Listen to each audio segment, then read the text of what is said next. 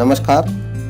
इस वीडियो में हम डिस्कस करेंगे एचटेट का कॉमर्स का प्रीवियस पेपर 2020 का, जो कि जनवरी 21 में हुआ था। आज डिस्कशन हिंदी मीडियम में करेंगे। इंग्लिश मीडियम में ऑलरेडी एक वीडियो अपलोडेड है। One by one her question को डिटेल में समझेंगे। जो एग्जाम एचटेट का अभी 2021 में होने वाला है, 2021 एचटेट का एग्जाम, इसके लिए काफी महत्वपूर्ण होगा। और उसका कारण ये है कि हम क्वेश्चन के साथ साथ उससे रिलेटेड जो टॉपिक है बेसिक, उसको भी डिस्कस करेंगे। अभी जो एचटेट के पेपर्स का ट्रेंड देखने में आ रहा है पिछले कुछ वर्षों से, तो उसमें कोई सिलेबस फिक्स नहीं है कि किस टाइप के क्वेश्चंस आएंगे, किस में से ज्यादा रहेंगे। लेकिन देखने में आ रहा है कि आजकल ज्यादातर जो फोकस है वो स्ट्रेटेजिक मैनेजमेंट पे, ऑर्गेनाइजेशनल बिहेवियर पे, फाइनेंशियल मैनेजमेंट पे, इसमें से काफी, इन तीन टॉपिक्स में से काफी क्वेश्चन आए हैं। तो इसलिए सजेशन होगी कि एक एग्जाम में जाने से पहले एक बार strategic management, financial management, human resource और ऑर्गेनाइजेशनल बिहेवियर, इनको एक बार रिवाइज कर लें तो ये बेटर होगा। और ऐसे क्वेश्चंस जो हैं वो ज्यादा अब एग्जाम में दिखाई दे रहे हैं। स्टार्ट करते हैं आज का पहला क्वेश्चन। पहला क्वेश्चन है, केवल कॉमर्स के क्वेश्चंस डिस्कस कर रहे हैं और इसलिए 91 से स्टार्ट है। टोटल 60 क्वेश्चंस हैं, 91 से लेकर 150 तक एक ही वीडियो में डिस्कस करेंगे। सबसे पहले क्वेश्चन में पूछा है, किसी उत्पाद को ज्यादा से ज्यादा आउटलेट में स्टॉक करना, यानी कि जब कोई कंपनी अपने डिस्ट्रीब्यूशन का ऐसा तरीका अपनाए कि ज्यादा से ज्यादा संभव दुकानों में अपना सामान प्रोवाइड करा दे, मतलब मार्केट में कोशिश करती है कंपनी कि ज्यादा से ज्यादा दुकानों में उनका प्रोडक्ट दिखे, तो ये डिस्ट्रीब्यूशन का कौन सा टाइप होता है यह बताना है। तो इसको कहते हैं सघन वितरण, इंटेंसिव डिस्ट्रीब्यूशन। ऐसी कंपनी अपने प्रोडक्ट हर शॉपकीपर को दे देती है। फॉर एग्जांपल, जैसे जो जनरल स्टोर्स होते हैं, आप देखेंगे कि जनरल स्टोर्स पे वो जनरल होते हैं और किसी स्पेसिफिक एक ब्रांड के नहीं होते हैं, तो सेम ब्रांड का सामान आपको कई शॉप्स में मिल जाएगा, क्योंकि उनका मकसद होता है कि उनका सामान ज्यादा से ज्यादा शॉप्स में मिले। एफएमसीजी जो गुड्स होती हैं वो भी हमें ऐसे ही दिखाई देंगी कि ज्यादातर शॉप्स में आपको मिल जाएंगे, कि ऐसा जरूरी नहीं है कि उनकी एक मार्केट में एक ही शॉप मिलेगी स्पेसिफिक।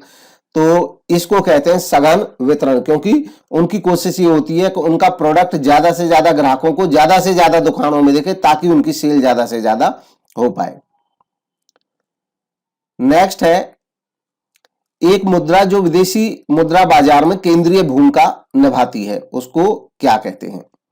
तो गिवन ऑप्शन में सही जवाब है ऑप्शन 2, वाहन मुद्रा, यानी कि व्हीकल करेंसी।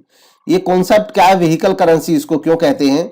देखिए, विदेशी मुद्रा बाजार का मतलब होता है कि अलग अलग देशों की करेंसी का जब लेन देन होता हो। कोई मुद्रा बाजार का मतलब यहां पे किसी जगह से नहीं है, बल्कि उस सिस्टम से है जिस सिस्टम के तहत हम रुपए को डॉलर में बदल दें, डॉलर को ईरान की करेंसी में बदल दें, ईरान की करेंसी को इराक की करेंसी में बदल दें। ऐसा सिस्टम जो होता है, उस सिस्टम को बाजार कहा जाता है। तो क्योंकि जब एक देश दूसरे देश के साथ कोई बिजनेस करता है, खरीदता है, एक्सपोर्ट करता है, इंपोर्ट करता है, तो उनका जो लेन देन होता है एक देश से दूसरे देश में जाता है, तो उनको कोई करेंसी ऐसी देखनी होती है जिसको वो कॉमन मानते हो। तो आज की डेट में जैसे जो डॉलर है वो यह रोल प्ले करती है, केंद्रीय भूमिका निभाती है फॉरेन एक्सचेंज मार्केट में। इसीलिए आपने देखा होगा, आप देखेंगे कि फॉरेन मार्केट में ज्यादातर करेंसीज के जो रेट होते हैं वो डॉलर में व्यक्त किए जाते हैं, कि रुपए की वैल्यू डॉलर में। ऐसे ही ज्यादातर क्या, जितने भी देश हों सभी की करेंसी इंटरनेशनल मार्केट में डॉलर में मापी जाती है, ताकि जैसे हम अगर मान लो चाइना के साथ बिजनेस करते हैं तो हमको चाइना की करेंसी की जरूरत नहीं है, हम डॉलर अरेंज करेंगे और डॉलर अरेंज करके हम चाइना को पेमेंट कर सकते हैं। ठीक वैसे ही जहां से हमें पैसा मिलेगा तो वो देश भी डॉलर अरेंज करेगा और वो हमें पेमेंट कर सकता है। तो डॉलर एक तरह से मीडियम बन गई है बाकी इंटरनेशनल लेवल के लेन देनों का, इसको व्हीकल करेंसी भी बोलते हैं। बाकी जो इसमें ऑप्शंस हैं तो विदेशी मुद्रा फॉरेन करेंसी किसी दूसरे देश की मुद्रा को बोलते हैं। डोमेस्टिक करेंसी घरेलू मुद्रा अपने देश की मुद्रा को करेंसी को बोलते हैं, जैसे इंडिया की मुद्रा रुपया है, बाकी जितने भी देश हैं उनकी मुद्रा हमारे लिए विदेशी मुद्रा होगी। और ब्लैक करेंसी करके कुछ होता नहीं है, ब्लैक मनी होता है, ऐसा मनी, ब्लैक मनी ऐसा मनी होता है जिसपे टैक्स नहीं दिया गया हो। नेक्स्ट क्वेश्चन देखते हैं, उत्पादित और बेची जाने वाली इकाइयों की संख्या जिस पर कंपनी की शुद्ध आय शून्य हो। मतलब हम इकाइयों का, ऐसी इकाई, ऐसी यूनिट्स जिनका हम उत्पादन करें एक पर्टिकुलर नंबर में या उनको बेचें और कंपनी की इनकम उस पर शून्य हो। कहने का मतलब यह है कि फॉर एग्जांपल मान लो 10,000 यूनिट कोई कंपनी बनाती है और जब 10,000 यूनिट बनाती है तो उसका जो प्रॉफिट है वो शून्य हो जाए, जीरो हो जाए। 10,000 यूनिट बनाए बेचे तो इसके बाद इनका जो प्रॉफिट है अगर वो जीरो होता है तो ये कौन सा पॉइंट है? तो सही जवाब है, इसको कहते हैं ब्रेक इवन पॉइंट, सम विच्छेद बिंदु। ये ऐसा बिंदु होता है जहां पे कोई कंपनी अपनी वेरिएबल और फिक्स्ड कॉस्ट को पूरा कर पाती है, उसके बाद वो कोई होगा तो प्रॉफिट होगा, तो इसको सम विच्छेद बिंदु कहते हैं। इसको ऐसे समझ सकते हैं कि जैसे मान लो किसी कंपनी की जो फैक्ट्री है उसका किराया मान लीजिए 6,000 रुपये है, ये रेंट हो गया, फिक्स्ड कॉस्ट है। उस कंपनी या फैक्ट्री को जो पर यूनिट वेरिएबल कॉस्ट पड़ती है वो मान लीजिए एक यूनिट की पड़ती है 4 रुपए। तो जब वो 1,000 यूनिट बनाएंगे तो 1,000 यूनिट बनाने पे उनको कॉस्ट आ जाएगी 4 रुपए के रेट से टोटल 4,000 रुपए। मान लो इस यूनिट का जो सेल प्राइस है वो 10 रुपए हो, तो ये यूनिट 4 रुपए जिसपे कॉस्ट आ रही है वेरिएबल कॉस्ट, उसकी 4,000 रुपए तो वेरिएबल कॉस्ट हो गई। 1,000 यूनिट बेचेंगे तो जो सेल्स प्राइस होगा वो होगा 10,000 रुपए। अब इसका मतलब क्या हुआ कि 4,000 रुपए की तो वेरिएबल कॉस्ट हो ही गई, ये जो 10,000 रुपए इतने में बेचेंगे तो बाकी इनके बच जाएंगे 6,000 रुपए। इस 6,000 रुपए को कहा जाता है कॉन्ट्रीब्यूशन, यानी कि ये बिजनेस के जो फिक्स्ड एसेट हैं, फिक्स्ड एक्सपेंसेस हैं, उनको कंट्रीब्यूट करने में योगदान करेंगे। तो जैसे कि कंपनी के इसके फिक्स्ड कॉस्ट थी 6,000 रुपए किराया जाता है, तो 1,000 यूनिट जब बनाएंगे तब इनका ये 4,000 रुपए की वेरिएबल कॉस्ट काटने के बाद प्राइस में से 6,000 बच गए, इन 6,000 में किराया पूरा हो जाएगा, तो यहां पे इनकी शुद्ध इनकम जीरो हो गई। अब इसके बाद ये जो आगे यूनिट बेचेंगे उस पे इनको प्रॉफिट होना शुरू हो जाएगा। जैसे मान लो अगर ये 1,500 यूनिट बेच देते हैं तो 1,000 यूनिट पे तो यहाँ पे शून्य हो गया, इनकी कॉस्ट पूरी हो गई। और अगली जो 500 यूनिट अब ये बेचेंगे तो इन पे क्योंकि वेरिएबल कॉस्ट तो 4 रुपए थी और सेल प्राइस 10 रुपए था, तो पर यूनिट कितना कंट्रीब्यूशन मिल रहा है? वही 6 रुपए। तो अब ये 3,000 रुपए ये इनके लिए प्रॉफिट है क्योंकि फिक्स्ड कॉस्ट ऑलरेडी कवर हो चुकी है 1,000 यूनिट्स पे ही। ये थोड़ा आगे का भी कंसेप्ट मैंने डिस्कस कर दिया, अगर अभी समझ नहीं आया तो आगे क्वेश्चंस आएंगे उनमें ये और क्लियर हो जाएगा। नेक्स्ट देखते हैं, एक कंपनी द्वारा उत्पादों से संबंधित उत्पादित लाभ और अनुभवों से ज्यादा विशिष्ट उत्पादों पर अधिक ध्यान देने की गलती को क्या कहते हैं? मतलब कहने का ये इसमें ये कहा जा रहा है कि अगर एक कंपनी उसके उत्पादों से यानी कि उसके यूनिट से जो लाभ मिलता है या अनुभव मिलता है कस्टमर्स को, उससे ज्यादा वो अपने विशिष्ट उत्पाद पर ही ध्यान देती है। मतलब अपने सामान पे ज्यादा ध्यान है, उस सामान से ग्राहक को जो बेनिफिट मिल रहा है उस पे ध्यान नहीं है। तो इसको क्या कहते हैं? ये एक तरह की समस्या होती है मार्केटिंग के लिए और इसको बोला क्या जाता है यह बताना है हमें। तो इसको कहते हैं मार्केटिंग मायोपिया। ये बाजार भ्रम होता है कि वो अपने प्रोडक्ट पे ज्यादा ध्यान देते हैं। नेक्स्ट है 95, इसमें पूछा गया व्यक्तिगत ग्राहकों और स्थितियों की विशेषताओं और जरूरतों को पूरा करने के लिए कीमतों को लगातार समायोजित करते रहना, ये क्या कहलाता है? तो गिवन ऑप्शंस में जो सही जवाब है इसको कहते हैं गतिशील मूल्य निर्धारण यानी कि डायनेमिक प्राइसिंग। दरअसल इसमें कॉन्सेप्ट क्या है? ये कह रहे हैं कि जब कोई कंपनी अपनी कीमतों को लगातार समायोजित करती हो, एडजस्ट करती हो, मतलब कम ज्यादा क्यों करती हो?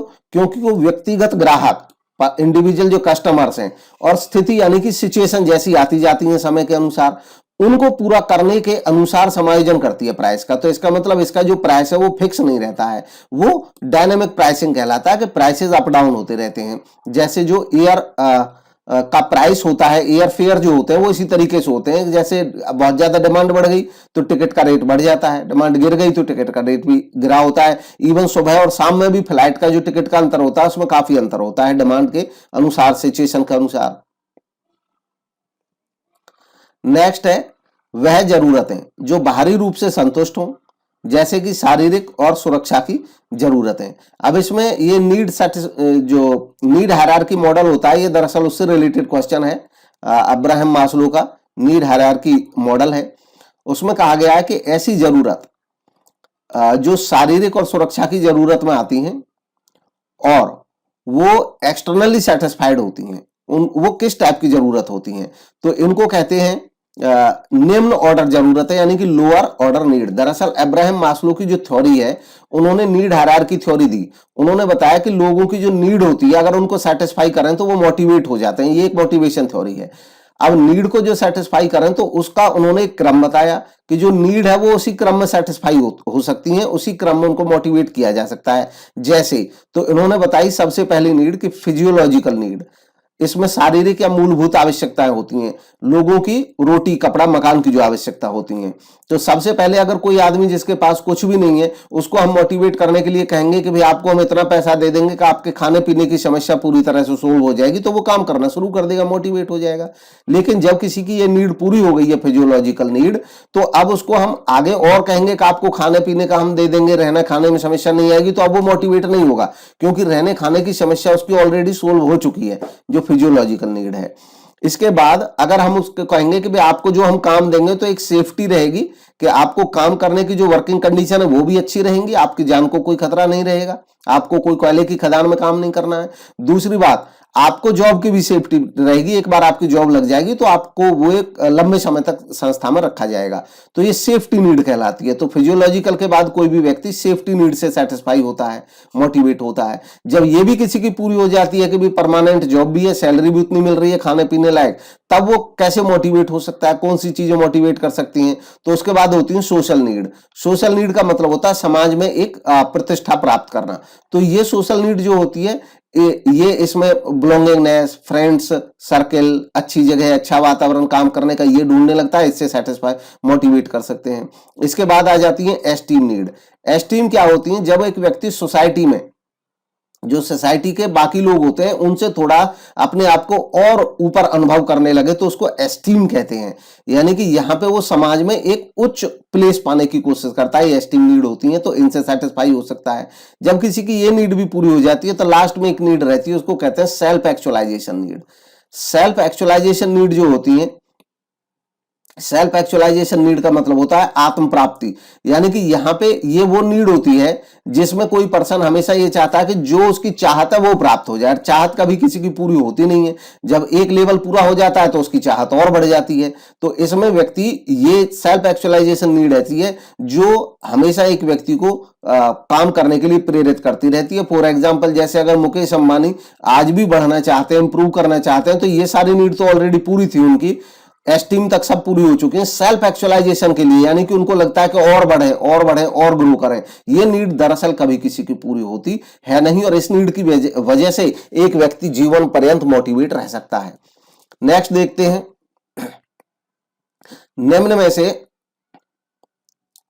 निम्न में से कौन सा बिग फाइव फैक्टर नहीं है। तो इसमें पूछा है कि बिग फाइव फैक्टर में से कौन सा है नहीं, ये बताना है हमें। तो गिवन ऑप्शन में सही जवाब है डी, यानी कि 4, सेल्फ मॉनिटरिंग, स्वयं निगरानी। तो जो फोर्थ ऑप्शन है ये नहीं है, जबकि बाकी ये जो तीनों ऑप्शन हैं ये आ जाते हैं बिग फाइव फैक्टर में। अभी ये बिग फाइव फैक्टर है क्या?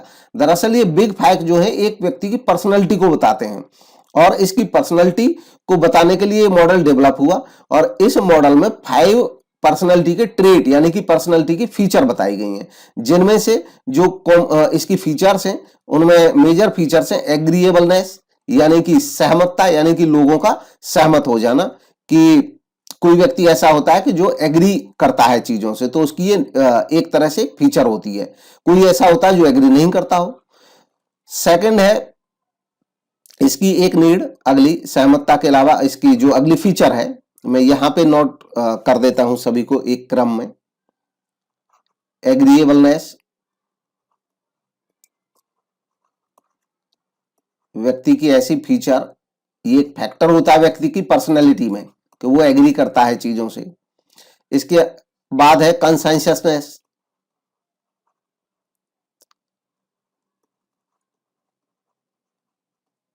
कंसेंसस नेस, यानी कि एक व्यक्ति यहाँ पे चीजों को कंसाइन करता है। नेक्स्ट है एक्स्ट्रावर्जन। ये नेचर जो होती है वो मतलब बहुर्मुखी होता है, एक्स्ट्रावर्जन होता है। नेक्स्ट है ओपननेस, इसमें एक व्यक्ति नेचर से ओपन होता है।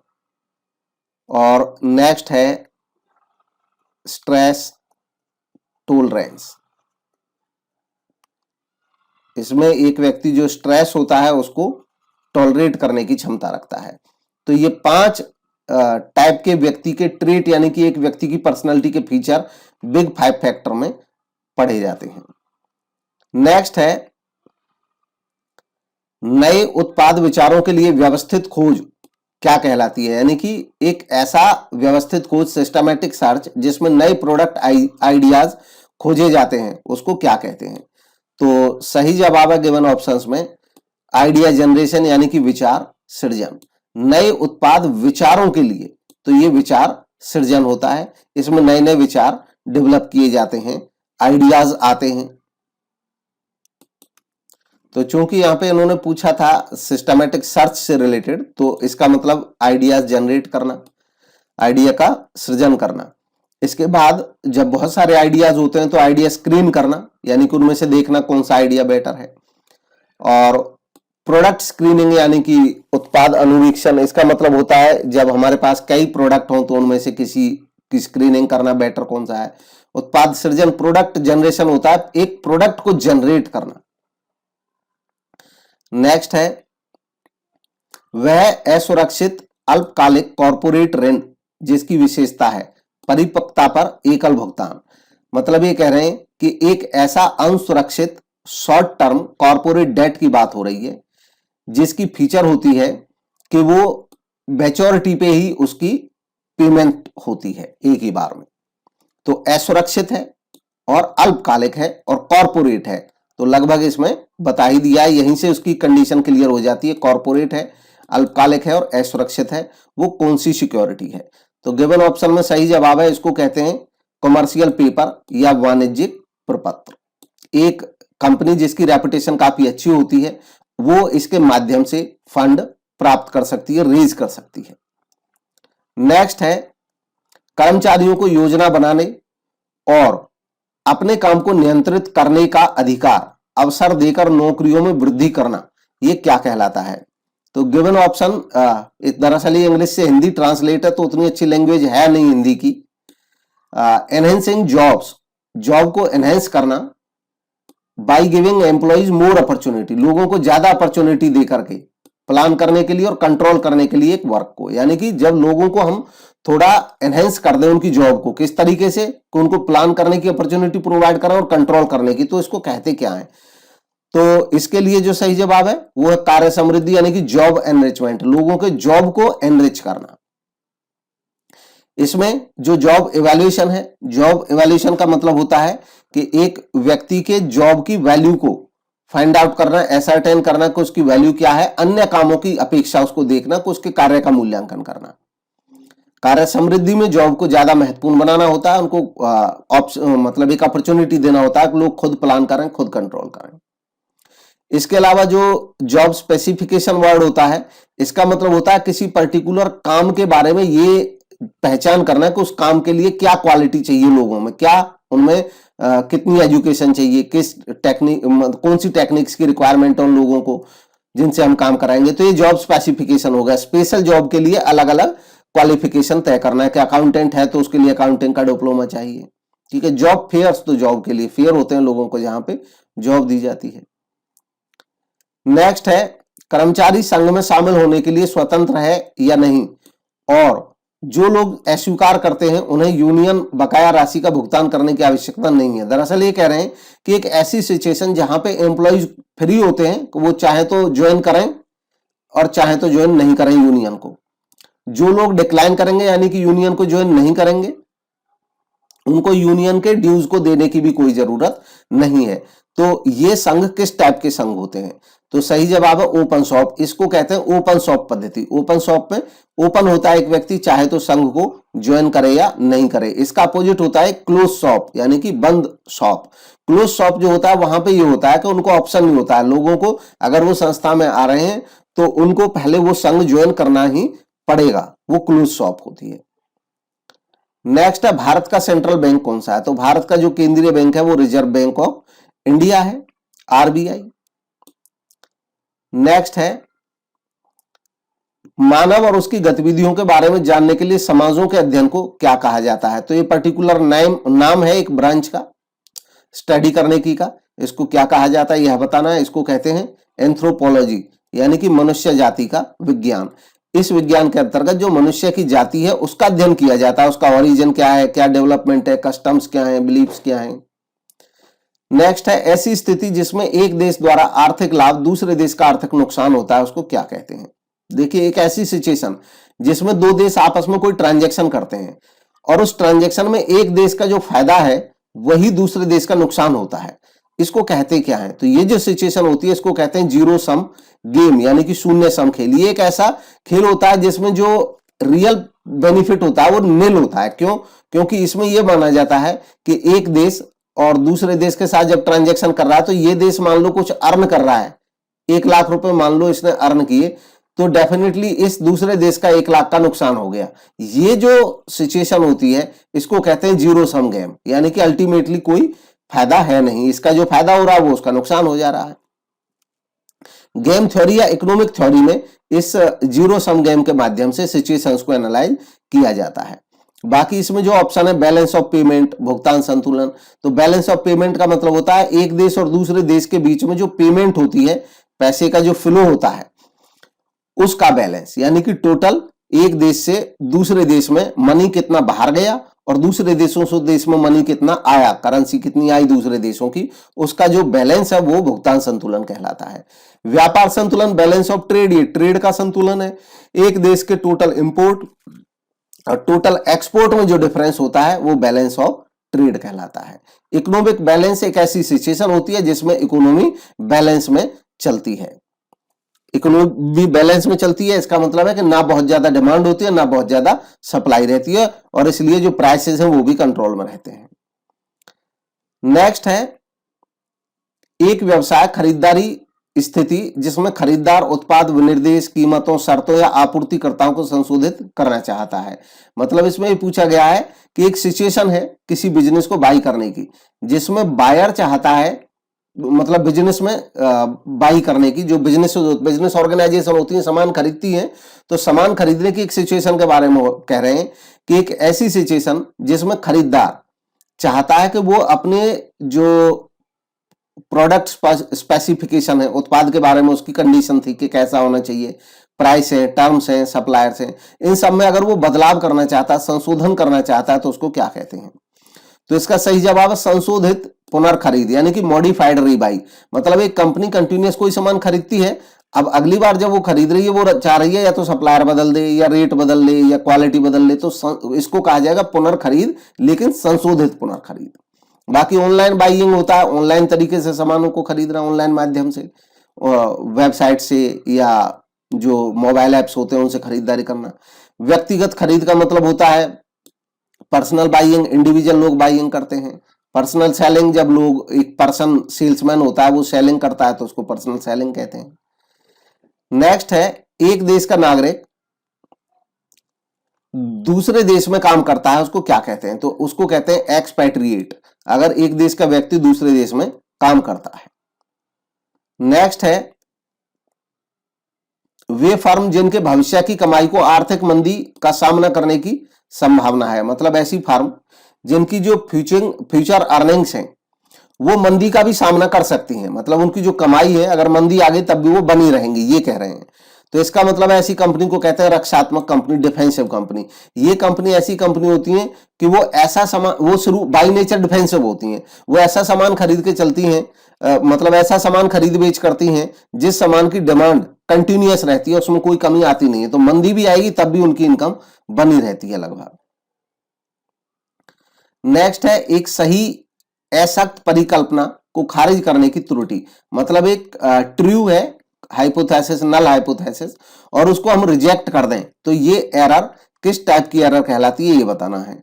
तो इसको कहा जाता है टाइप 1 एरर। देखिए अगर कोई हाइपोथेसिस परिकल्पना सही है और हम उसको रिजेक्ट कर दें तो ये टाइप 1 एरर है, लेकिन अगर कोई हाइपोथेसिस रॉन्ग है और हम उसको एक्सेप्ट कर लें तो ये जो एरर है वो टाइप 2 एरर कहलाती है। तो इसमें हमारा जवाब फर्स्ट है, पहला। नेक्स्ट देखेंगे, एक प्रवृत्ति जिसमें आश्रित चर समय के साथ एक स्थिर दर पर बदलता है, मतलब एक ऐसा ट्रेंड जिसमें एक आश्रित चर, एक ऐसा चर जो दूसरे चर पे डिपेंड करता है, एक ऐसा वेरिएबल जो दूसरे की वजह से बदलता है। जैसे मान लो प्राइस की वजह से अगर डिमांड में परिवर्तन आता है तो डिमांड आश्रित चर हो जाएगा। तो जो आश्रित चर है वो बदलता तो है लेकिन समय के साथ एक स्थिर दर पर बदलता है, तो उसको क्या कहते हैं? जब दर स्थिर रहती है बदलने की, यानी कि बदलेगा तो सही लेकिन स्थिर तरीके से, तो उसमें एक ऐसी प्रवृत्ति रहती है, रैखिक प्रवृत्ति बनती है उसमें। मतलब या तो वो घटता चला जाएगा या बढ़ता चला जाएगा, एक दर रहेगी वो स्थिर रहेगी। अभी गिरा तो आगे भी गिरता रहेगा, आगे भी गिरता रहेगा, आगे गिरता रहेगा और लगभग वही उसकी दर रहेगी। हाँ थोड़ा बहुत उच्चा वचन आ सकता है लेकिन अल्टीमेटली ऐसे ही चलता है, या तो ऊपर की तरफ चलेगा नीचे की तरफ। तो इसको लीनियर ट्रेंड कहते हैं, लीनियर ट्रेंड। कांस्टेंट ट्रेंड निरंतर प्रवृत्ति रहती है, एक ऐसा ट्रेंड जिसमें कांस्टेंट हो जाए, मतलब कभी बढ़े घटे लेकिन अल्टीमेटली ऐसे ही बना रहे बराबर, तो कांस्टेंट ट्रेंड होता है। नेक्स्ट है सकल राष्ट्रीय उत्पाद और शुद्ध राष्ट्रीय उत्पाद के बीच का अंतर किसके बराबर होता है? तो सकल और शुद्ध, इन दोनों में जो अंतर होता है ग्रॉस में और नेट में, ये डेप्रिसिएशन का अंतर होता है, यानी कि मूल्य ह्रास। तो सही जवाब होगा ऑप्शन 2 यहां पे, सेकंड ऑप्शन।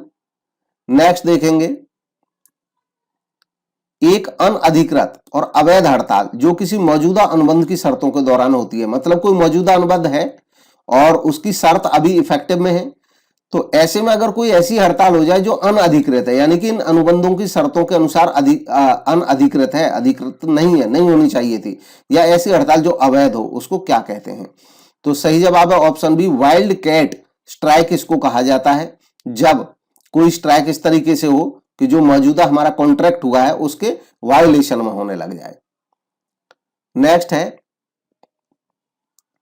एक रिटेलर जो नियमित थोक कीमतों से कम पर खरीदता है और खुदरा कीमतों से कम पर बेचता है, यानी कि एक ऐसा रिटेलर जो थोक प्राइस जितने होते हैं उससे कम पे तो खरीद लेता है सामान और ग्राहकों को बेचता है खुदरा कीमतों से भी कम पर, तो उसको क्या कहते हैं? तो सही जवाब है ऑप्शन बी, ऑप्शन 2, इसको कहते हैं ऑफ प्राइस रिटेलर। दरअसल ये ऐसे लार्ज साइज के रिटेलर्स होते हैं जो बड़ी बड़ी चेन स्टोर्स होते हैं, जैसे कि विशाल मेगा मार्ट। ये जब डायरेक्ट प्रोड्यूसर से खरीदते हैं और प्रोड्यूसर से इतनी बड़ी मात्रा में खरीदते हैं कि इतनी बड़ी मात्रा में होलसेलर भी नहीं खरीदता है, तो जो होलसेलर खरीद के लाता है उससे भी कम रेट में तो ये खरीद लाते हैं, और मार्केट में जब ये बेचते हैं तो रिटेलर्स के जो प्राइस होते हैं उनसे भी कम पे बेचते हैं, तो ज्यादा लोगों को अट्रैक्ट करते हैं अपनी तरफ। इनको ऑफ प्राइस रिटेलर कहा जाता है। नेक्स्ट है, व्यक्तियों के बीच पुरस्कारों की राशि व आवंटन की उचित निष्पक्षता कहलाती है। मतलब इसमें पूछा गया है कि पूरी तरह से फेयर रहना, निष्पक्ष रहना। जब लोगों के बीच कोई रिवार्ड दिया जाए उसके अमाउंट को लेकर के भी और उसके आवंटन को लेकर के भी अगर निष्पक्ष रहा जाए तो इसको किस टाइप का न्याय कहा जाएगा? तो सही जवाब है ऑप्शन 2, इसको कहते हैं वितरणात्मक न्याय, यानी कि जो डिस्ट्रीब्यूशन हम कर रहे हैं प्राइज का या पुरस्कार का या सैलरी का या बोनस का, वो डिस्ट्रीब्यूटिव जस्टिस कहलाएगा, क्योंकि डिस्ट्रीब्यूशन में हम जस्टिस अपना रहे हैं। नेक्स्ट है, कर की दर और कर राजस्व की राशि के बीच संबंध क्या कहलाता है? तो कर की जो राशि, राजस्व राशि मतलब जो राजकोष में जितना अमाउंट आता है कर से, और कर की दर मतलब कर की जो दर अप्लाई होती है लोगों की इनकम पे जिस रेट से टैक्स लगता है, इनके बीच में जो संबंध है वो इनमें से कौन बताता है, यह बताना है दरअसल इसमें। तो गिवन ऑप्शन में सही जवाब है ऑप्शन 2, लाफर वक्र। दरअसल लाफर कर्व जो है ये इस टाइप का कर्व है जो हमें इस रिलेशन को बताता है। इस कर्व के अनुसार ये बताया गया है कि कभी कभी ऐसा भी हो सकता है कि कर की दर कम करें हम और राजस्व की राशि बढ़ जाए सरकार को। तो इस रिलेशन को बताता है लाफर वक्र। बाकी जो है ह्रासमान प्रतिफल का नियम, लॉ ऑफ डिमिनिशिंग रिटर्न, ये कहता है कि जब आप फैक्टर्स को लगातार बढ़ाते चले जाते हैं तो एक समय ऐसा आता है कि उसके जो रिटर्न है वो गिरना शुरू हो जाते हैं। इनडिफरेंस कर्व, अनधिमान वक्र या तटस्थता वक्र, ये ऐसा कर्व होता है जो ये बताता है कि अगर हम दो कमोडिटीज को इस्तेमाल करते हैं तो दोनों के डिफरेंट कॉम्बिनेशन हो सकते हैं, ऐसे कॉम्बिनेशन उनके जिनसे हमको समान सेटिस्फैक्शन मिलती हो। और ऐसे ही कीन्जियन जो कर्व है, कीन्स का कर्व, ये एक मैक्रो इकोनॉमिक थ्योरी को बताता है जिसमें ये बताया गया है कि जो लोगों की स्पेंडिंग होता है वो कैसे अफेक्ट करती है लोगों के आउटपुट को, इकोनॉमी का आउटपुट को, एम्प्लॉयमेंट को और इन्फ्लेशन को। नेक्स्ट है अधिकारियों के लिए एक वित्तीय सुरक्षा योजना। यदि वे अधिकारियों के लिए, ऑफिसर्स के लिए एक फाइनेंशियल सिक्योरिटी की योजना, यदि वे संगठन से अलग कर दिए जाते हैं तो उसको कहते क्या है? तो गिवन ऑप्शन में सही जवाब है ऑप्शन 4, सुनहरा पैराशूट, गोल्डन पैराशूट इसको कहते हैं। दरअसल ये क्या होता है कि जब दो कंपनियों का आपस में मर्जर हो जाते हैं तो एक किसी कंपनी के अधिकारियों को जॉब से जाना पड़ता है, छोड़नी पड़ती है, तो ऐसे समय पे उनको एक अच्छा कंपनसेशन दे देना, वो कहलाता है गोल्डन पैराशूट। बाकी डाउन साइजिंग का मतलब होता है कि साइज कम करना, कुछ लोगों को निकालना। और जो हेलो एरर है या हेलो इफेक्ट है, इसका मतलब एक ही, और इसका मतलब ये होता है कि ऐसी एरर हो जाना कि किसी पर्सन की एक पॉजिटिव नेचर को अगर हम जानते हैं और वो हमारे बाकी के जो डिसीजन है उस पर्सन के बारे में उनको भी इंपैक्ट कर दे। मतलब हम किसी व्यक्ति की एक पॉजिटिव चीज को जानते हैं और इस वजह से हम उस पर्सन की हर एक्टिविटी को पॉजिटिव देखने लग जाएं, तो इसको हेलो एरर या हेलो इफेक्ट कहा जाता है। नेक्स्ट है विशेष ज्ञान या विशेषज्ञता को लागू करने की क्षमता, ये क्या कहलाती है? तो गिवन ऑप्शन में सही जवाब है ऑप्शन सी, तकनीकी कौशल। जब कोई व्यक्ति अपने स्पेशल नॉलेज को लागू करने की क्षमता रखता है तो स्पेशल नॉलेज को लागू करने की क्षमता यानी कि कोई स्पेशल टेक्निक होना, इसको टेक्निकल स्किल कहा जाता है। नेक्स्ट है एक उत्पाद जीवन चक्र चरण, जिसमें एक उत्पाद की बिक्री जल्दी से चढ़ने लगती है। देखिए जैसे लोगों का जीवन चरण होता है कि बच्चे होते हैं, फिर युवा होते हैं, प्रौढ़ होते हैं, डेथ होती है, ठीक वैसे एक प्रोडक्ट जो होता है उसका भी लाइफ साइकिल होता है। वो अपने लाइफ साइकिल में हमें पूछी गई है ऐसी स्टेज जिसमें बिक्री जल्दी से चढ़ती है, तेजी से चढ़ती है। तो इसका सही जवाब है ऑप्शन 4, विकास चरण, इसको कहा जाता है ग्रोथ स्टेज। एक प्रोडक्ट की लाइफ में जो स्टेजेज आती हैं, सबसे पहले आती है उसकी इंट्रोडक्शन स्टेज यानी कि परिचय चरण, जब उसका इंट्रोडक्शन होता है, मार्केट में लोग जानना शुरू करते हैं। फिर उसके बाद उसकी आती है ग्रोथ स्टेज यानी कि विकास चरण, इसमें वो विकास की अवस्था में होता है, तेजी से उसकी बिक्री बढ़ती है। फिर इसके बाद आता है मैच्योरिटी स्टेज यानी कि परिपक्वता चरण, इसमें वो मैच्योरिटी का मतलब होता है कि विकास होते होते उस लेवल पे आ जाता है कि अब इसके बाद विकास होना संभव नहीं है, टॉप पे पहुंच चुका होता है, ये परिपक्वता चरण होता है। और उसके बाद अगला चरण होता है डिक्लाइन स्टेज यानी कि अब उसमें जब गिरावट आने लगती है उसकी सेल में तो उसको पतन का चरण कहा जाता है। नेक्स्ट है निरंतर सुधार के लिए एक संगठन की प्रतिबद्धता के लिए जापानी शब्द, यानी कि किसी संस्था में कंटिन्यूअस सुधार होता रहे, लगातार सुधार होता रहे, इसके लिए एक संगठन के लिए प्रतिबद्धता को दिखाने के लिए इस बात को कि वो निरंतर सुधार चाहता है वो संस्था या निरंतर सुधार करता रहता है, इसके लिए एक जापानी टर्म है, वो क्या है यह बताना है। तो गिवन ऑप्शन में सही जवाब है, इसको कहा जाता है काइजन। दरअसल जो वर्ड काइजन है इसका मतलब ही होता है चेंज फॉर बेटर, बेटर के लिए चेंज करते रहना लगातार। नेक्स्ट है लोग परिवार की आय बढ़ने पर भोजन, आवास, परिवहन, हेल्थ केयर और बाकी वस्तु और सेवाओं की श्रेणी में अपने खर्च को स्थानांतरित करते हैं, स्थानांतरित यानी कि एक से दूसरे पे ले जाते हैं। इस नियम को क्या कहते हैं? तो गिवन ऑप्शन में जो सही जवाब है वो है 1 एंगल का नियम, इसको कहा जाता है। दरअसल इनका नियम ये कहता है कि जब लोगों की आय कंटिन्यूअसली बढ़ने लगती है तो उसकी आय का जो अंश है, परसेंटेज है, वो भोजन पे कम और बाकी चीजों पे शिफ्ट होना शुरू कर देता है। फॉर एग्जांपल एक पर्सन बहुत गरीब है, उसकी इनकम बहुत कम है, तो वो हेल्थ केयर पे बहुत कम खर्च करता होगा और हो सकता है अपना 50% भोजन पे ही लगा दे। लेकिन जब उसकी इनकम बढ़ जाएगी तो हो सकता है भोजन पे वो अपना 10% ही लगाए अपनी इनकम का और हेल्थ केयर पे वो 10 to 20% खर्च करने लग जाए। तो ये फर्क होता है, यानी कि आपस में चेंज होना है। ऐसे ही बाकी सभी चीजों में ये परिवर्तन आता है। नेक्स्ट है, ये अगला जो क्वेश्चन है ये सीधे एक डेफिनेशन है बजट के बारे में, और इस डेफिनेशन को जो देने वाले हैं वो है जॉर्ज आर टेरी। नेक्स्ट है, अगला क्वेश्चन देखेंगे, सामग्री के FS&D क्लासिफिकेशन में जो F वर्ड है इसका मतलब क्या है यह बताना है। तो दरअसल जो F वर्ड है इसका मतलब है फास्ट मूविंग गुड्स। ऐसी गुड्स, ऐसा मटेरियल जो तेजी से खर्च होता है। फास्ट है ऑप्शन, ये सेकंड जो है ये है फास्ट, करेक्ट ऑप्शन इसमें सेकंड होगा। ये तो फर्स्ट लिखा हुआ है, ये सेकंड ऑप्शन करेक्ट है, यहाँ पे इसको मानेंगे फास्ट, तेजी से। दरअसल जो FS&D क्लासिफिकेशन है ये रॉ मटेरियल किसी कंपनी के यहाँ पे रखा होता है, उसको क्लासिफाई करने का एक तरीका होता है। इसमें हर लेटर बताता है कि जैसे F है तो ये कहता है फास्ट, इसमें उस सामान को शामिल करते हैं जो तेजी से यूज होता रहता है। S का मतलब होता है स्लो, ये वो सामान होता है जो धीरे धीरे खत्म होता है। N का मतलब होता है नॉर्मल, यानी कि ना बहुत ज्यादा फास्ट होता है ना बहुत ज्यादा स्लो, नॉर्मल स्पीड से यूज होता रहता है। D का मतलब होता है डेड, यानी कि ये वो आइटम होता है जो लगभग होते ही नहीं है खर्च, एक बार ले लिए तो वर्षों तक वो कंटिन्यूअस बने रहते हैं। नेक्स्ट है, लोगों की दो घटनाओं को जोड़ने की प्रवृत्ति जब वास्तविकता में उनमें कोई संबंध नहीं है, ये क्या कहलाता है। तो गिवन ऑप्शन में जो सही जवाब है वो है ऑप्शन इसका 4, भ्रमपूर्ण सहसंबंध, इल्यूशनरी कोरिलेशन, यानी कि ऐसा रिलेशन वास्तव में तो कोई संबंध है नहीं, लेकिन उस घटनाओं को अगर हम जोड़ने की कोशिश करते हैं तो अब ये जो हमारा कोशिश है ये एक भ्रमपूर्ण सहसंबंध बनाना है, क्रिएट करना है। नेक्स्ट है, 12 प्याले 3 तस्तरियों में समान संख्या में कितने तरीकों से रखे जा सकते हैं। तो ये प्रोबेबिलिटी का क्वेश्चन है।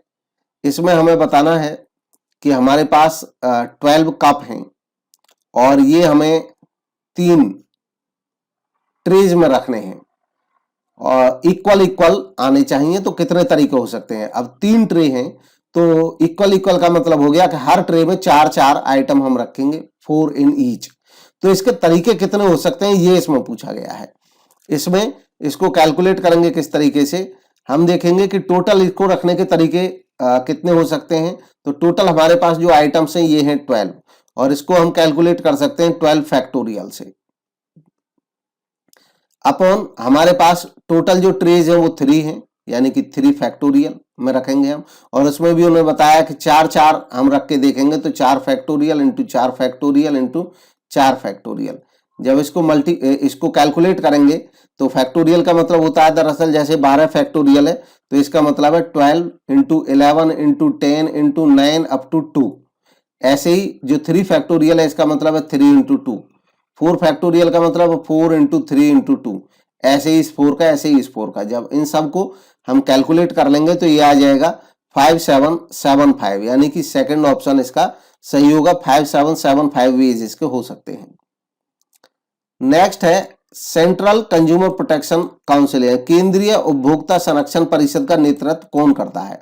तो जो नया कंज्यूमर प्रोटेक्शन एक्ट बना है उसमें इसकी व्यवस्था दी गई है सेंट्रल कंज्यूमर प्रोटेक्शन काउंसिल की। ये मतलब सबसे हायर लेवल की संस्था है कंज्यूमर प्रोटेक्शन के संदर्भ में भारतवर्ष में। इसके जो चीफ होते हैं वो एक पदेन अध्यक्ष होते हैं अपने पोस्ट की वजह से, और वो होते हैं केंद्र सरकार में उपभोक्ता मामलों का जो मंत्रालय होता है उसके जो कैबिनेट मिनिस्टर होते हैं, प्रभारी मंत्री, वो इसके अध्यक्ष होते हैं। बाकी जो इसके उपभोक्ता मामलों के ही जो राज्य मंत्री होते हैं इसी डिपार्टमेंट में, वो इसके सदस्य होते हैं, सदस्य नहीं उपाध्यक्ष होते हैं, इसके उपाध्यक्ष होते हैं जो राज्य मंत्री होते हैं। और ये नया कंज्यूमर प्रोटेक्शन एक्ट में व्यवस्था है, पुराने एक्ट में थी नहीं।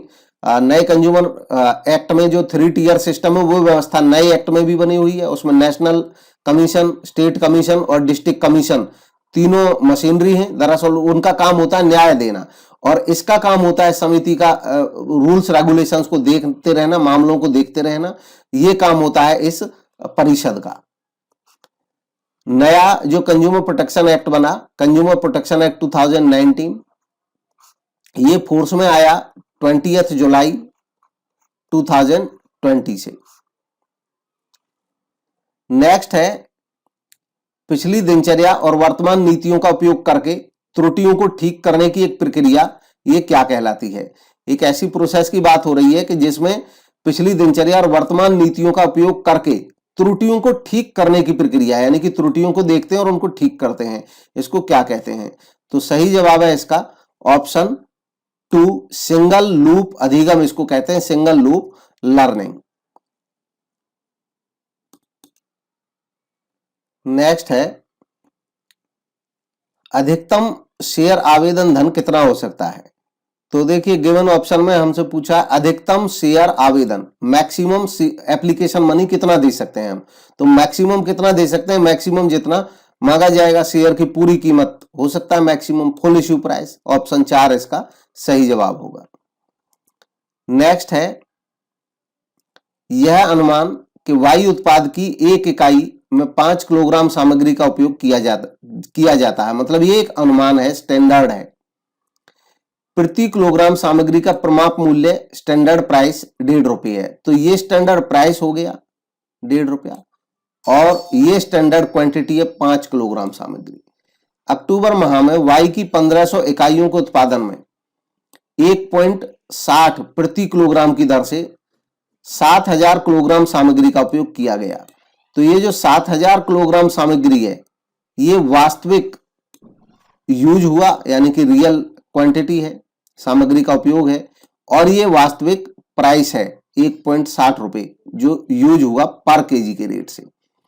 हमें इसमें निकालना है सामग्री लागत का विचरण, सामग्री मूल्य का विचरण और सामग्री उपयोग का विचरण, इनकी कैलकुलेशन करनी है और तब सही जवाब का अंदाजा लगाना है। तो सबसे पहले देखते हैं सामग्री लागत का विचरण। सामग्री लागत कहां से पता चलेगी? यहां पे 7000 किलोग्राम इन्होंने बताया, 7000 किलोग्राम का एक्चुअल में उपयोग किया गया। तो एक्चुअल में जो सामग्री का उपयोग किया गया वो 7000 किलोग्राम का किया गया, और 7000 किलोग्राम सामग्री का उपयोग किया गया, और इसका जो रेट रहा वो 1.60 प्रति किलोग्राम रहा, यानी कि 1.60 से इसको गुना करेंगे तो हमें ये पता चल जाएगा कि वास्तव में कितनी कॉस्ट आई। तो वास्तव में जो कॉस्ट आई वो इससे कैलकुलेट कर लेंगे, और फिर देखेंगे स्टैंडर्ड कॉस्ट कितनी थी। तो स्टैंडर्ड कॉस्ट थी कि 5 किलोग्राम सामग्री का उपयोग होगा एक इकाई में, और टोटल इकाई इन्होंने बनाई 1500, तो 1500 में 5 का मतलब हो गया 7500। 7500 किलोग्राम स्टैंडर्ड था हमारा यूज होने का, और प्राइस स्टैंडर्ड था 1.50। अब इसको देखेंगे, कैलकुलेट करेंगे, तो इनको जब मल्टीप्लाई करेंगे और आपस में इनका निकालेंगे डिफरेंस, तो जो डिफरेंस है वो आएगा 50, और जो 50 है वो आएगा फेवरेबल। फेवरेबल आएगा क्यों? क्योंकि जो हमारा स्टैंडर्ड था उससे कुछ कम ही कॉस्ट आई है, जब इनको गुना करके देखेंगे तब। तो 50 फेवरेबल आ गया। यहां पे सामग्री लागत का विचरण। अब सामग्री मूल्य का विचरण जब देखेंगे तो केवल प्राइस हमें देखना है कि प्राइस में क्या अंतर आया है। तो जो स्टैंडर्ड प्राइस है वो था 1 रुपया 50 पैसा जो हमने सोचा था, और जो प्राइस वास्तव में आया वो 1.60, यानी कि ज्यादा प्राइस लग गया। तो ये एडवर्स है, फेवरेबल तो रहा नहीं। और इसकी वैल्यू निकालने के लिए जो प्राइस है इसमें हम एक्चुअल क्वांटिटी को मल्टीप्लाई करेंगे। एक्चुअल क्वांटिटी 7000 केजी है, इसको मल्टीप्लाई करेंगे तो हमारे सामने आ जाएगा 700 रुपीज, और वो भी एडवर्स, यानी कि क्यों? क्योंकि प्राइस बढ़ गए हैं, ज्यादा लग गया। फिर इसके बाद देखेंगे तो ये 700 एडवर्स आ गया। इसके बाद देखना है, अब हमें और पूछा सामग्री उपयोग, यानी कि मटेरियल का यूसेज। तो मटेरियल का यूसेज हमें पता चल जाएगा कि स्टैंडर्ड क्या था। स्टैंडर्ड तो था हमारा 7500, इतना यूज होगा 5 किलोग्राम, और 1500 इकाई बनाई है तो स्टैंडर्ड के हिसाब से 7500 यूज होना चाहिए था, 7500। लेकिन वास्तव में कितना यूज हुआ ये देखेंगे, यूसेज कितना हुआ। तो वास्तव में जो यूसेज है वो उन्होंने 7000 बताया हुआ है, यानी कि कम ही यूज हुआ, तो ये फेवरेबल रहा। और जो कम यूज हुआ इसका प्राइस निकालने के लिए इसको स्टैंडर्ड प्राइस से मल्टीप्लाई कर देंगे 1.50। तो 1.50 जो स्टैंडर्ड प्राइस है उसमें 500 यूनिट्स में इसको मल्टीप्लाई करेंगे तो ये आ जाएगा 750, और 750 ये फेवरेबल आया। तो अब चेक करते हैं कौन सा इसमें से सही जवाब है। इसमें जो ऑप्शन थर्ड है ये सही जवाब है, 50 फेवरेबल आया। हमारा सामग्री लागत का विचरण, सामग्री मूल्य का विचरण 700 एडवर्स है, नेगेटिव है, नकारात्मक है, और 750 फेवरेबल में आया हमारा सामग्री का उपयोग, क्योंकि उपयोग कम हुआ है पहले से। नेक्स्ट है वह फर्म जो छोटे खंडों को सेवाएं प्रदान करती है जिसे उस उद्योग में अन्य फर्म अनदेखा कर देती है, उसे क्या कहते हैं। तो गिवन ऑप्शन में जो सही जवाब है वो है बाजार निश या बाजार निशर कहते हैं ऐसी फर्म को, और बाजार निश कहते हैं, निश मार्केट या मार्केट निश कहा जाता है। दरअसल ये होता क्या है, देखिए कुछ यहाँ पे कहा गया है कि जो पूरा मार्केट होता है उस मार्केट में कुछ खंड ऐसे रह जाते हैं मार्केट के जिनको सेवाएं मिलती नहीं है, और उनको सेवाएं देने के लिए कोई फर्म जब काम करती है उस ऐसे लिमिटेड खंड को, लिमिटेड ब्लॉक को, लिमिटेड कंज्यूमर्स को, जिनकी नीड्स जो थी उनको दूसरे अभी तक पूरा नहीं कर रही थी कोई फर्म, तो इसको कहते हैं निश मार्केट, यानी कि छोटे समूह को भी अपनी सर्विसेज प्रोवाइड कराना। इसको ऐसे देखते हैं कि जितने भी स्वीट सेलर्स होते हैं वो स्वीट्स बनाते हैं सभी लोगों के लिए। अब कुछ लोग ऐसे हो सकते हैं जो स्वीट खाना चाहते हैं लेकिन शुगर की वजह से वो खा नहीं सकते हैं, तो शुगर फ्री स्वीट्स अगर कोई बनाने लगता है कोई सेलर, तो इसका मतलब वो उस सेगमेंट की तरफ ध्यान दे रहा है जिसकी नीड अभी तक अनफुलफिल्ड थी। खास बात ये होती है मार्केटनेस में कि कंज्यूमर्स के एक ग्रुप की नीड अनफुलफिल्ड होती है, उसको फुल करने के लिए काम करती है ये फर्म। नेक्स्ट है एक बहुविकल्प कूट प्रश्नोत्तरी में, यानी कि एक मल्टीपल चॉइस क्वेश्चंस का क्वेश्चन आंसर है। प्रश्न के 5 विकल्प दिए हैं, 5 टोटल ऑप्शंस दिए हैं, जिनमें से एक उत्तर सही है, तो नेचुरली 5 में से एक सही होगा। 10 प्रश्नों में से 6 उत्तर सही होने की प्रायिकता क्या है। तो अगर 10 क्वेश्चन ऐसे हों तो उनमें 6 के सही होने की प्रायिकता क्या हो सकती है, यह बताना है। तो गिवन ऑप्शन में जब चेक करेंगे तो इसमें देखेंगे कि क्योंकि 5 विकल्प दिए हैं तो एक क्वेश्चन को अगर हम अटेम्प्ट करते हैं और उसके 5 विकल्प दे रखे हैं, मान लीजिए 1 2 3 4 5, तो इन 5 में से एक सही है, तो जो सही होने की प्रोबेबिलिटी है, क्योंकि एक ही सही हो सकता है, तो वो होगी 1/5, और जो गलत होने की प्रोबेबिलिटी है, बाकी जो 4 है वो गलत होंगे, उसकी प्रोबेबिलिटी रहेगी 4/5। अब इसके हिसाब से इसको कैलकुलेट करना है।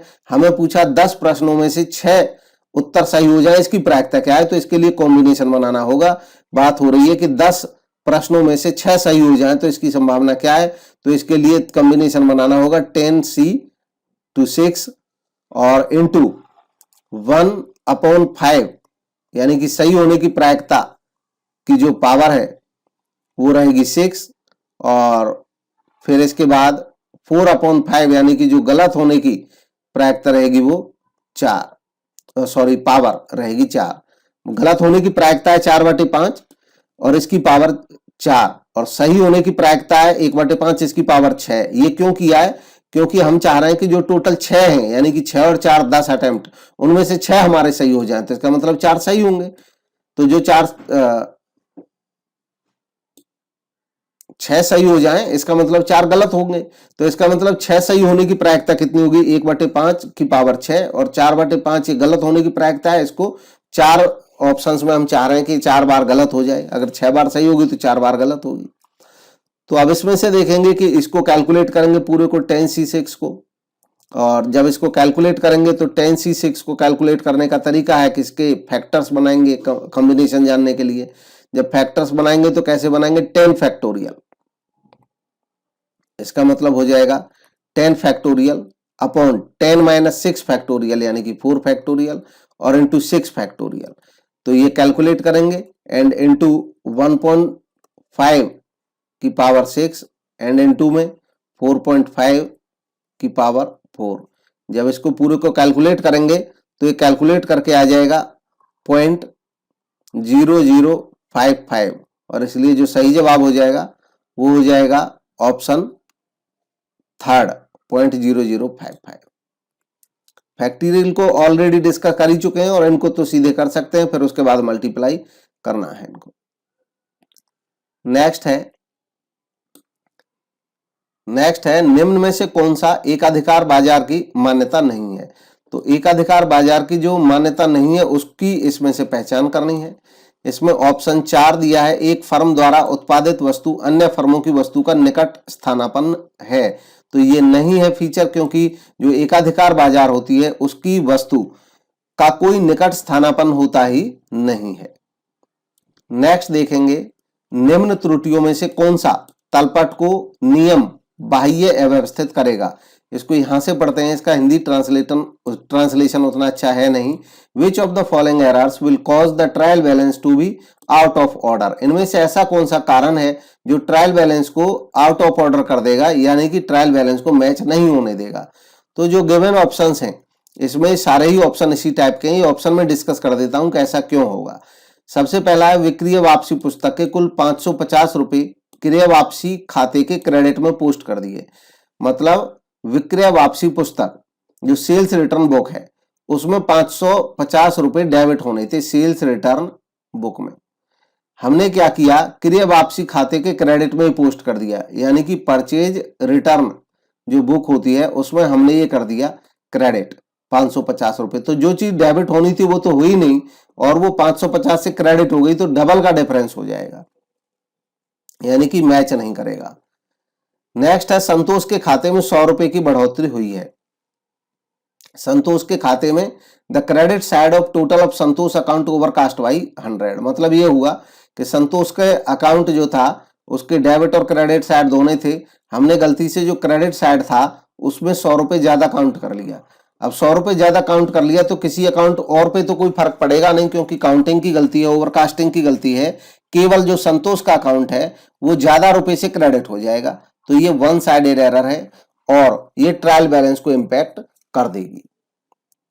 नेक्स्ट है, विक्रय पुस्तक 50 रुपए से कम है। यही यहां पे भी है कि सेल्स बुक 50 रुपए से कम है, इसका मतलब जब सेल्स बुक का हमने टोटल किया तो 50 कम कर दिया गया होगा, और जो 50 कम है क्योंकि सेल्स बुक से ही सेल्स अकाउंट में एंट्री जाती है, जो टोटल है इसका वो सेल्स अकाउंट में जाएगा, इससे वो सेल्स अकाउंट को 50 रुपए से कम कर देगा, अन्य किसी अकाउंट पे कोई अंतर नहीं पड़ेगा। तो ये भी वन साइडेड एरर है और ये भी ट्रायल बैलेंस को इंपैक्ट करेगी।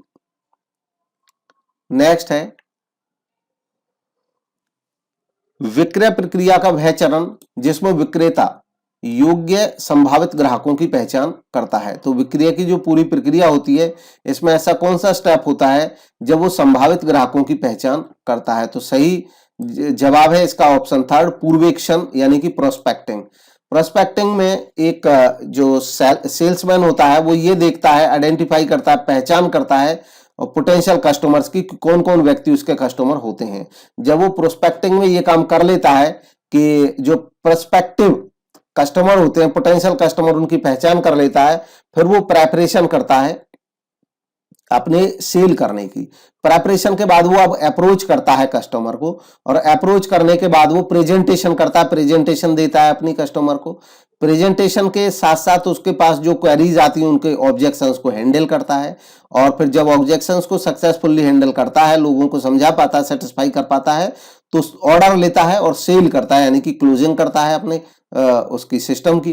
फिर उसके बाद वो फॉलो अप करता है बेचने के बाद कि भी सामान जो बेचा उससे लोग सेटिस्फाई हैं या नहीं है। नेक्स्ट देखेंगे, एक आकस्मिक सिद्धांत जो अनुयायियों की तत्परता पर केंद्रित है। एक ऐसी कंटिजेंसी थ्योरी जो इस बात पर केंद्रित होती है कि जो लोग हैं, जो फॉलोअर्स हैं, उनकी रेडीनेस कितनी है। इसका सही जवाब है ऑप्शन ए, इसको कहते हैं परिस्थिति जन्य नेतृत्व सिद्धांत, यानी कि सिचुएशनल लीडरशिप थ्योरी।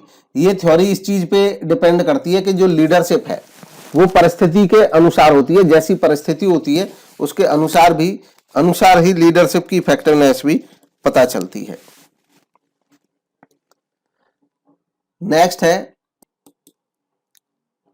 नेक्स्ट देखेंगे, पारिश्रमिक दर 30 रुपए प्रति घंटा, प्रमापित समय 6 घंटे और वास्तविक प्रयुक्त समय 4 घंटे। इनके आधार पर रोवन योजना के अंतर्गत कुल पारिश्रमिक किस तरीके से निकाला जाएगा। तो जो रोवन प्लान है वेज कैलकुलेशन करने का, वो इस तरीके से है कि उसमें ये देखा जाता है कि एक्चुअल टाइम कितना लगा। एक तो ये देखते हैं पहले, वास्तव में प्रयुक्त किए 4 घंटे, तो 4 घंटे का तो उसको मिलेगा ही मिलेगा मजदूरी 30 रुपए के रेट से 120 रुपए, एक तो ये हो गए। अब फिर उसको मिलेगा जो उसने समय बचाया उसकी मजदूरी प्रोपोर्शनेट। समय कितना बचाया, देखिए 6 घंटे में करना था उसने 4 घंटे में ही कर दिया, तो इसका मतलब 2 घंटे बचा लिए। तो ये जो 120 रुपया इसका जो नॉर्मल मजदूरी बन रही है, इस 120 का इसको मिलेगा प्रोपोर्शन जितना समय बचा लिया उतने की मजदूरी।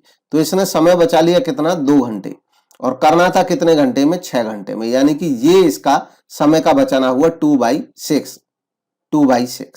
तो पूरी मजदूरी का 2/6 कर देना है, और ये आ जाएगा 3 से कर देंगे, ये 40 आ जाएगा, 3 से 120 को काटेंगे, तो टोटल इसकी मजदूरी बन जाएगी 160, और ये इसका सही जवाब हो जाएगा ऑप्शन 2। नेक्स्ट देखेंगे, एक्स एक नाबालिग है, यह गलत व्याख्या करते हुए कि वह बालिग है वाई को एक अनुबंध में प्रवेश करने के लिए प्रेरित करता है, तो एक्स, इसमें कहा गया है कि एक्स एक नाबालिग है। अब वो गलत व्याख्या करता है कि वह बालिग है, मतलब वो वाई को बताता है कि मैं बालिग हूं और मेरे साथ अनुबंध कर लो। अगर मान लो वाई अनुबंध कर लेता है तो क्या होगा यहाँ पे, तो गिवन ऑप्शन में जो सही जवाब है इसका वो होगा ऑप्शन 2, अनुबंध के तहत उत्तरदायी नहीं है, यानी कि जो एक्स है वो उत्तरदायी नहीं होगा। क्यों नहीं होगा, क्योंकि एक्स एक नाबालिग है, और इस नाबालिग का बेनिफिट, नाबालिग क्योंकि जो नाबालिग होता है वो एग्रीमेंट करने लायक ही नहीं होता है, तो उसके नाबालिग होने का बेनिफिट उसे तब भी मिलेगा जब वो गलत तरीके से दूसरे व्यक्ति को कहता है कि मैं बालिग हूं और मेरे साथ एग्रीमेंट कर लो, क्योंकि इसको एक ये एडवांटेज मिला होता है नाबालिग को, नाबालिग होने का एक्ट की तरफ से, और ये एडवांटेज इसको इस समय पे भी मौजूद रहता है जब वो मिथ्या वर्णन करता है। नेक्स्ट है, बिल की सेवानिवृत्ति के समय स्वीकर्ता डेबिट करता है, तो गिवन ऑप्शन में सही जवाब है ऑप्शन बिल देय खाता, यानी कि बिल्स पेबल अकाउंट। दरअसल इसमें कहा क्या गया है कि एक बिल का मान लो रिटायरमेंट हो रहा है, मतलब उसकी पेमेंट हो रही है समय से पहले, तो एक्सेप्टर डेबिट किसको करेगा। देखिए एक्सेप्टर होता कौन है, बिल ऑफ एक्सचेंज के केस में एक्सेप्टर वो होता है जो पेमेंट करेगा, यानी कि जो ग्राहक है, जो डेटर था, तो ये एक्सेप्ट कर लिया। अब जब ये पेमेंट करेगा तो ये क्या एंट्री करेगा अपनी बुक्स में, ये एंट्री करेगा बिल्स पेबल को डेबिट करेगा, खत्म कर देगा, BP debit to cash account, ये एंट्री करेगा पेमेंट करते समय, रिटायरमेंट करते समय, तो डेबिट क्या होगा, बीपी अकाउंट होगा। नेक्स्ट है, मुद्रास्फीति और मंदी का संयोजन कहलाता है। अब मुद्रास्फीति और मंदी अगर दोनों एक साथ चल रही हो तो ऐसे संयोजन को क्या कहते हैं, तो सही जवाब है इसको कहा जाता है मुद्रास्फीति जनित मंदी, स्टैगफ्लेशन इसको कहा जाता है। ये वैसी सिचुएशन होती है जब तेजी और मंदी साथ साथ दिख रही होती है। तेजी तो होती है सामान के रेट्स में, और मंदी होती है रोजगार में, यानी कि जो रोजगार है वो कम पड़ जाए और इन्फ्लेशन बढ़ जाए। इसे मुद्रास्फीति जनित मंदी कहते हैं, क्योंकि जब मुद्रास्फीति कभी ज्यादा हो जाती है तो उसकी वजह से ये होने लग जाती है, यानी कि चीजों की अगर कीमतें अचानक बढ़ जाती हैं, लोग खरीद नहीं पाते हैं तो डिमांड कम हो जाती है, डिमांड कम हो जाती है तो रोजगार कम हो जाता है। तो एक तरफ मंदी चलती है और दूसरी तरफ महंगाई चलती है, एक साथ साथ जब चलता है तब इसको कहते हैं मुद्रास्फीति जनित मंदी। बाकी उच्च मुद्रास्फीति, हाइपर इन्फ्लेशन, बहुत ही ज्यादा इन्फ्लेशन का बढ़ जाना, सामान की कीमतें बढ़ जाना। लो इन्फ्लेशन, कम मुद्रास्फीति होना। और स्टैग्नेशन होता है ऐसी सिचुएशन जहां पे ना मंदी हो ना तेजी हो, एक जैसी सिचुएशन कायम रहे लंबे समय तक, उसको स्थिरता कहते हैं, स्टैग्नेशन कहते हैं। नेक्स्ट है, एक फर्म का लाभ मात्रा अनुपात 50% है, प्रॉफिट वॉल्यूम रेशियो, और सुरक्षा सीमा 40% है। आपको समविच्छेद बिंदु और शुद्ध लाभ ज्ञात करना है यदि बिक्री की मात्रा 5 लाख है। तो देखिए इसको समझना होगा कि पीवी रेशियो होता क्या है, लाभ मात्रा अनुपात। अक्सर ये लाभ मात्रा होता है, तो लेकिन इसमें जो मात्रा है इसका मतलब होता है बेची गई या उत्पादन की गई मात्रा, यानी कि ये तो ठीक है सेल्स को बता रहा है हमें, टर्नओवर को, लेकिन ये जो लाभ होता है वास्तव में, तो इस पीवी रेशियो एनालिसिस में लाभ का मतलब केवल वेरिएबल कॉस्ट को छोड़ करके सेल का जितना बाकी बचा होता है उससे होता है, यानी कि इस लाभ में लाभ के साथ साथ, प्रॉफिट के साथ साथ फिक्स्ड कॉस्ट भी शामिल रहता है, मतलब ये कंट्रीब्यूशन रहता है वास्तव में, और इसलिए इसको कंट्रीब्यूशन सेल्स रेशियो भी कहा जाता है। तो ये बता रहा है हमें 50% होने का मतलब पीवी रेशियो का, कि अगर कोई सामान 100 रुपए का बिकेगा तो इसका मतलब वेरिएबल कॉस्ट उसकी 50 है, बाकी 50 रुपए जो है वो बच रहे हैं हमें। ये 50 रुपए फिक्स्ड कॉस्ट को भी पूरा करेंगे और यही प्रॉफिट भी बचेगा। फिर आगे कहा सुरक्षा सीमा 40% है, यानी कि मार्जिन ऑफ सेफ्टी जो है वो 40% है। मार्जिन ऑफ सेफ्टी का मतलब क्या होता है? देखिए, बिक्री का एक पॉइंट ऐसा होता है कि जहां पे हम बिक्री करते करते इस लेवल पे पहुंच जाते हैं कि लाभ और हानि हमारे बराबर हो जाते हैं, यानी कि ब्रेक इवन पॉइंट। अगर इससे ऊपर हम बिक्री कर रहे हैं तो यहाँ पे हम प्रॉफिट अर्न कर रहे होते हैं, और जितना प्रॉफिट अर्न कर रहे हैं, बीपी से ऊपर जितना सेल कर रहे हैं, इस लिमिट को कहते हैं सुरक्षा सीमा, मार्जिन ऑफ सेफ्टी। अब हमें बताना है सम विच्छेद बिंदु क्या है तो और शुद्ध लाभ क्या है। तो गिवन ऑप्शन में बताई गई है कि बिक्री की मात्रा जो इनकी है वो 5 लाख है, 5। तो इसमें ये जान लेंगे क्योंकि क्वेश्चन में दिया गया है सुरक्षा सीमा मार्जिन ऑफ सेफ्टी 40% है। तो मार्जिन ऑफ सेफ्टी 40% है, यानी कि यहां जब हम सेल कर रहे हैं तो ये एरिया 40% है, तो इसका मतलब ये जो एरिया है ये 60% है, और ये जो एरिया है ये बताता है हमें ब्रेक इवन पॉइंट कितना है। तो ब्रेक इवन पॉइंट कितना हो जाएगा ये तो यहां से पता चल जाएगा, 60% है। अगर हमारी टोटल सेल यहां तक जो हो रही है वो 5 लाख है, तो ब्रेक इवन पॉइंट 5 लाख का 60% हो गया, यानी कि 3 लाख रुपए। तो गिवन ऑप्शन में ऑप्शन एक ही है जिसमें 3 लाख दिया हुआ है, तो ये 4 ही सही होगा, लेकिन फिर भी इसको भी कैलकुलेट करेंगे, इसको कैसे करेंगे ये भी बताएंगे। समुच्छेद बिंदु निकल गया, ब्रेक इवन पॉइंट 3 लाख है। अगर हम 3 लाख तक सेल कर देंगे तो हमारा जो फिक्स्ड कॉस्ट है वो कवर हो जाएगी। अब है शुद्ध लाभ ज्ञात करना है, शुद्ध लाभ कितना होगा। तो शुद्ध लाभ कैसे निकालेंगे? इससे ऊपर जितनी सेल हो रही है, इससे ऊपर जितनी सेल हो रही है, यानी कि ये 3 लाख पे तो ब्रेक इवन पॉइंट हो रहा है, इससे ऊपर कितनी सेल हो रही है? 2 लाख, क्योंकि टोटल 5 लाख सेल बताई है, तो 5 लाख में से 3 लाख तो ब्रेक इवन पॉइंट है, इससे ऊपर जो है ये 2 लाख है। तो ये जो इस 2 लाख में पीवी रेशियो होगा, इस 2 लाख में जो पीवी रेशियो होगा, यानी कि जो 50% है वही हमारा प्रॉफिट है, क्योंकि अब फिक्स्ड कॉस्ट तो ऑलरेडी यहाँ पे कवर हो चुकी है, तो यहाँ पे वेरिएबल कॉस्ट के अलावा क्या बचेगा? प्रॉफिट ही बचेगा। तो 1 लाख रुपए हमारा इसमें प्रॉफिट आ जाएगा, और ये सही हो जाएगा ऑप्शन 4। नेक्स्ट देखेंगे, निम्न समंकों की सहायता से हरात्मक माध्य निकालना है। तो जो हार्मोनिक मीन निकालने का तरीका होता है वो होता है कि जो हमारे पास डेटा है जितने भी, जैसे 4 हैं नंबर में, तो 4 लिख लेंगे ऊपर, नंबर ऑफ डेटा 4 है हमारे पास, और अपॉन निकालने का तरीका होता है 1/10। इन सबको इस तरीके से जोड़ते चले जाएंगे, 1/15, 1/20 और 1/25। इनको कैलकुलेट कर लेंगे सबको, तो ये आ जाएगा 4 और इनको जब सबको कैलकुलेट करेंगे तो ये आएगा 154/600। इसको अगेन अब ये ऊपर आ जाएगा, और इसको पूरे को कैलकुलेट करेंगे तो ये आ जाएगा 15.58। ये ऊपर आएगा, ये बदल जाएगा, तो इसको ये आ जाएगा 15.58। तो इसका सही जवाब हो जाएगा ऑप्शन 2। नेक्स्ट देखेंगे, how many yes GAN GAPUR शब्द में काम आने वाले अक्षरों में से सभी अक्षरों को लेकर कुल कितने शब्द बनाए जा सकते हैं ये बताना है। तो ये जो क्वेश्चन है इसमें हमें निकालना है कि टोटल कितने शब्द बन सकते हैं, और इसको कैलकुलेट करने के लिए हमें परम्यूटेशन का क्वेश्चन है, परम्यूटेशन यानी कि क्रम चय बताना है। लेकिन इसमें कुछ ऐसे लेटर भी हैं जो 2 बार आ रहे हैं, जैसे A ये 2 बार आ रहा है, और इसके अलावा G ये भी 2 बार आ रहा है, बाकी NPUR ये सिंगल है।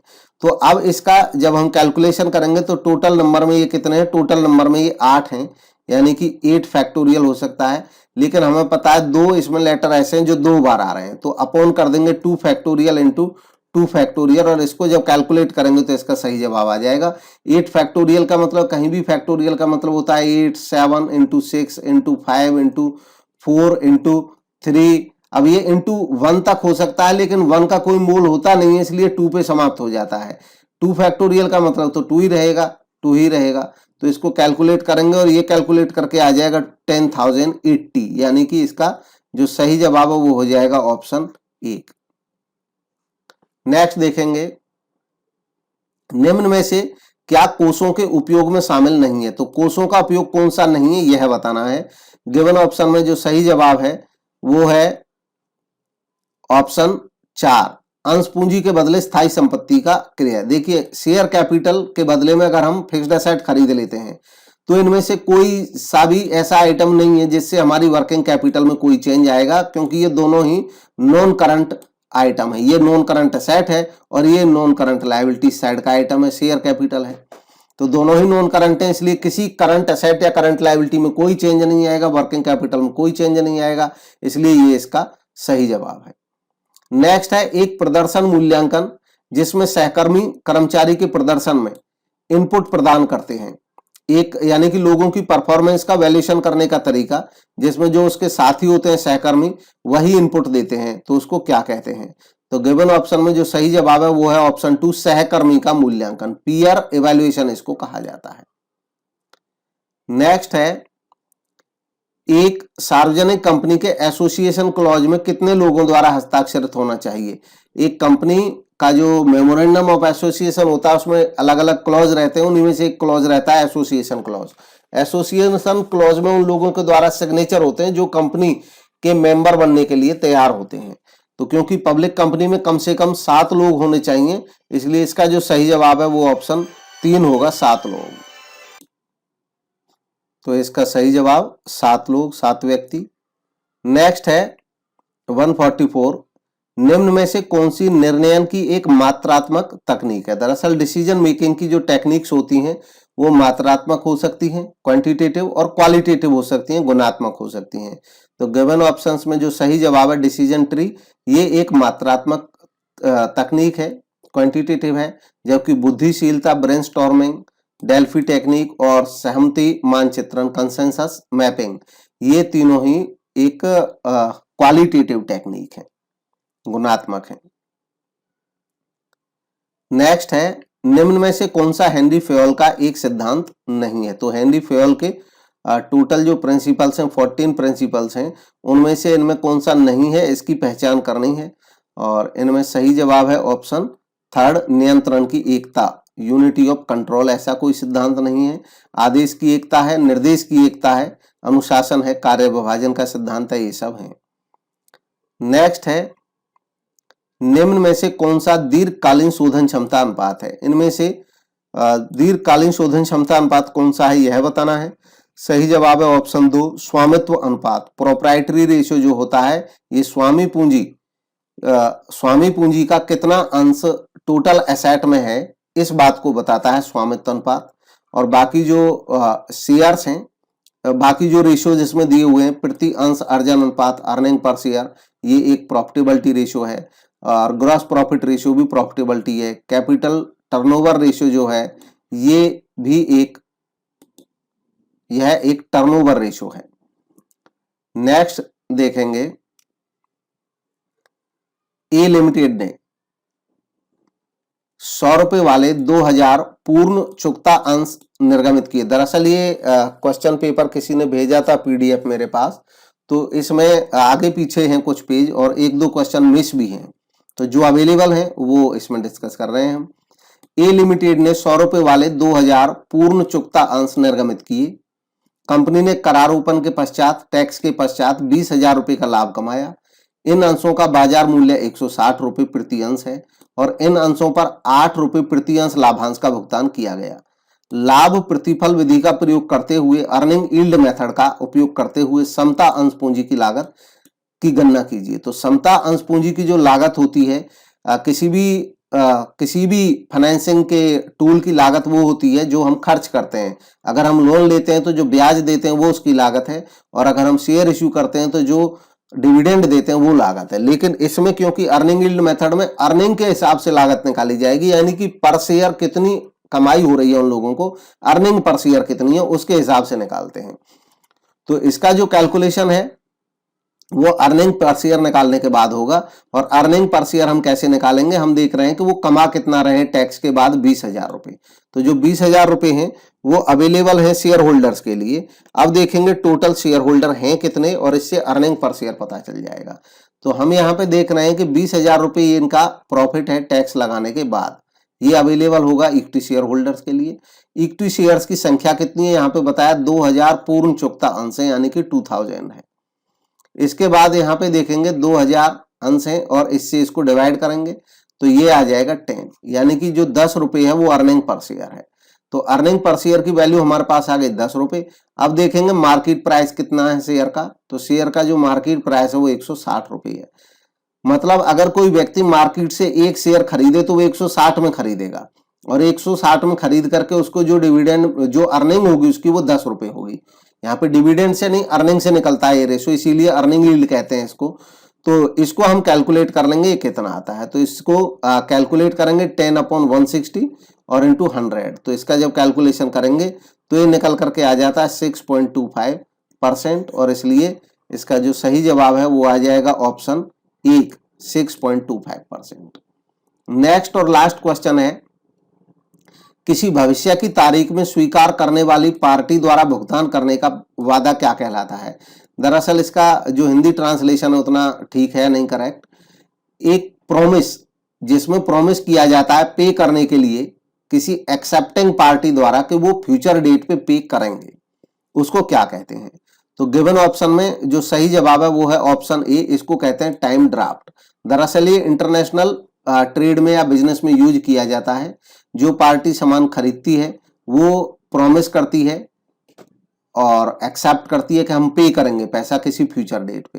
तो इसका सही जवाब टाइम ड्राफ्ट है। टाइम ड्राफ्ट पेमेंट डॉक्यूमेंट होता है जहां पे बायर एक्सेप्ट करता है, जो खरीदार होता है शिफ्ट गुड्स को, कि उसके पास सामान आ गया है, और जब एक्सेप्ट कर लेता है इस बात को तब वो एग्री होता है कि वो एक स्पेसिफाइड डेट पे सेलर को पेमेंट करेगा फ्यूचर में। इसके लिए जो ड्राफ्ट होता है उसको टाइम ड्राफ्ट कहते हैं।